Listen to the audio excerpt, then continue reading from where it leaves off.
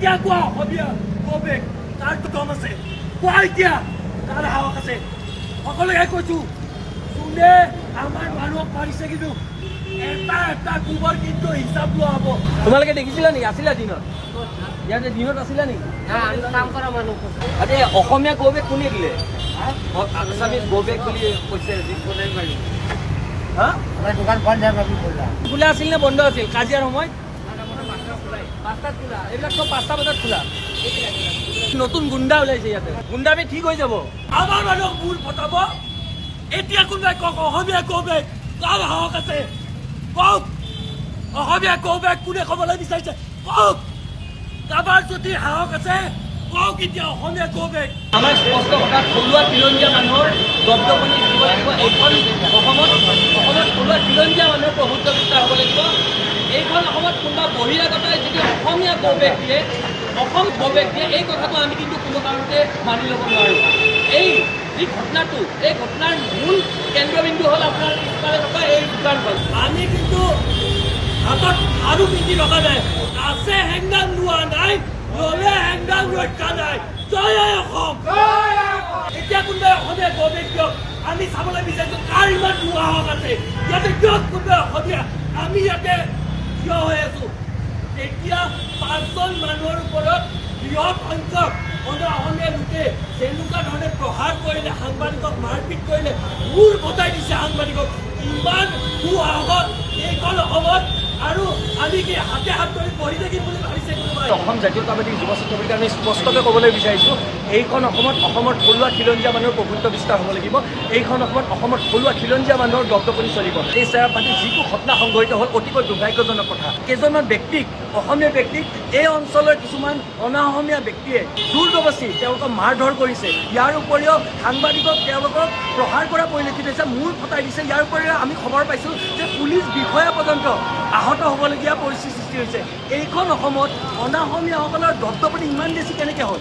আমি এটা কথা স্পষ্টকৈ ক'বলৈ বিচাৰিছোঁ, আমি অসমীয়া মানুহ, আমি অসমবাসী সকলোকে মৰম কৰোঁ, সকলোকে আমি আঁকোৱালি লওঁ। কিন্তু আমাৰ যদি সহজ সৰলতা কোনোবাই আমাৰ দুৰ্বলতা বুলি ভাবে, আমি কিন্তু শান্ত হৈ নাথাকোঁ। এই কথাটো স্পষ্ট। যিকেইজন কাল্পিতে অসমীয়া লোকসকলক মাৰি আহত কৰিলে, সংবাদকৰ্মীক মাৰি আহত কৰিলে, তেওঁলোকক অনতি পলমে কৰায়ত্ব কৰি দৃষ্টান্তমূলক কঠোৰৰ পৰা কঠোৰতম শাস্তি দিয়া ব্যৱস্থা কৰিব লাগিব।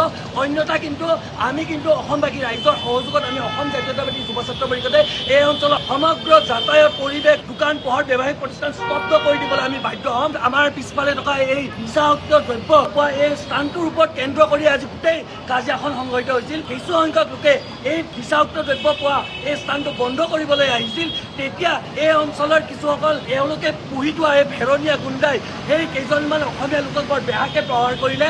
তাৰ ভিতৰত পুলিচ কৰ্মচাৰী আৰু সংবাদ মাধ্যমৰ লোকসকলেও তেওঁলোকে অন্তৰ্ভুক্ত হৈ আছে। আমাৰ কথা এটা স্পষ্ট, আমাৰ অসমীয়াৰ ওপৰত যদি কোনোবাই এনেকে দপদপনি চলাব চেষ্টা কৰে, আক্ৰমণ চলাব চেষ্টা কৰে, আমি কিন্তু শান্ত হৈ নাথাকোঁ।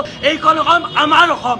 এইখন অসমত আমাৰ অসমীয়া থলুৱা খিলঞ্জীয়া মানুহৰ দপদপনি চলিব। কোনোবাই বহিৰাগত যদি ভাবিছে আমি মৰম কৰোঁ বুলিয়ে আমাৰ মূৰৰ ওপৰত যদি তাণ্ডৱ নাচিব আৰু আমি চুপচাপ বহি থাকিম, এই কথাটো হ'ব নোৱাৰে। তেওঁলোকে কেনেকৈ সাহস পালে এইখন অসমত, এই গুৱাহাটীৰ মাজমজিয়াত তেওঁলোকে অসমীয়া গৌবেগ দিছে, তেওঁলোকে অসম গৌবেগ দিছে। ইমান দুঃসাহস, ইমান সাহস। এতিয়া আমি ইয়াতে উপস্থিত হৈছোঁ অসম জাতীয়তাবাদী যুৱ ছাত্ৰ পৰিষদ।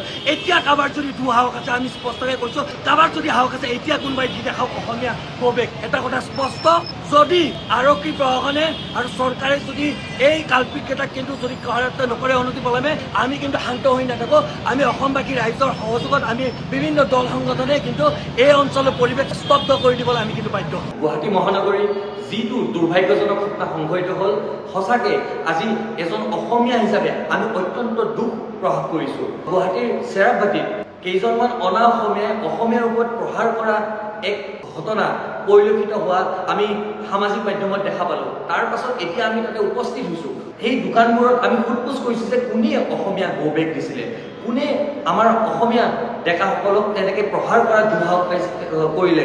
আৰু আমি গম পালোঁ যে এই ঘটনাত সাংবাদিক পৰ্যন্ত আহত হ'বলগীয়া হৈছে। ইয়াতকৈ দুখৰ কথা আৰু লাজৰ কথা কিবা হ'ব পাৰে নেকি? এইখন অসমত যদি অসমীয়াৰ ওপৰতে এনেকে প্ৰহাৰ কৰে, এইখন অসমত যদি অসমীয়াকে এনেকে ৰঙা চকু দেখুৱায়, দপদপনি কৰে অসমীয়াৰ ওপৰতে, তেনেহ'লে এই কথাটো কিন্তু আমি কোনো কাৰণতে মানি নলওঁ। এইখন অসমত অসমৰ থলুৱা খিলঞ্জীয়া মানুহৰ দপদপনি চলিব, এই কথাটো স্পষ্ট। এইখন অসমত আমি অসমীয়াসকলে সকলোকে মৰমেৰে আঁকোৱালি ল'বলৈ বিচাৰোঁ, কিন্তু আমাৰ যিখিনি মৰম, আমাৰ যিখিনি সহজ সৰলতা, সেইখিনিকে যদি কোনোবাই দুৰ্বলতা বুলি ভাবিছে, তেনেহ'লে তেওঁলোকে মূৰ্খৰ চকুত বাস কৰিছে। আৰু ভৱিষ্যতে যেন এনেকুৱা ধৰণৰ কাৰ্য কাৰখানা সংঘটিত নহয়, তাৰ বাবে আৰক্ষীসকলে চোকা দৃষ্টি দিব লাগে। আৰু যিসকলে এই ঘটনাটো সংঘটিত কৰিলে, আমাৰ সাংবাদিকক আহত কৰিলে, আমাৰ যিখিনি অসমীয়া লোক তেওঁলোকৰ ওপৰত প্ৰহাৰ কৰিলে, তেওঁলোকক অনতিপলমে কৰায়ত্ব কৰিবলৈ আমি দাবী উত্থাপন কৰিছোঁ।